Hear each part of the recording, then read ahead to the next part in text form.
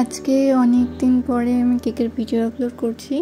এই কেকটা প্রায় অনেক দিন আগে বানানো হয়েছে আর ভিডিওটা করে রাখছিলাম, কিন্তু এডিট করে আর পোস্ট করার সময় হয়ে ওঠেনি। তো আজকে এই কেকটা এডিট করছি আর আজকে পোস্ট করব। তো সবাই দেখতে থাকো এই কেকের ডেকোরেশনটা তোমাদের কেমন লাগে। কেকটা ছিল 2 ফ্লোরে আর একটা অ্যানিভার্সারি পারপাসে কেকটা নিয়েছিলাম আমার কাছ থেকে। তো যাই হোক, হ্যালো, আমি অমৃতা, আবার একটা নতুন ভিডিও নিয়ে তোমাদের কাছে চলে এসেছি। তো তোমরা সবাই ভিডিওটা দেখতে থাকো আর সবার লাস্টে জানিও যে কেকের টোটাল ডেকোরেশনটা কেমন লাগলো।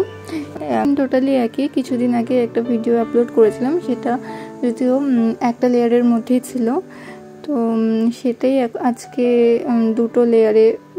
তো আমার প্রায় কেকের যে ডেকোরেশনটা টোটালটাই কমপ্লিট হয়ে গেছে। আর ওপর সেকেন্ড ফ্লোরে 3টা রোজ আর নিচে 2টো রোজ দিয়ে নিয়েছি।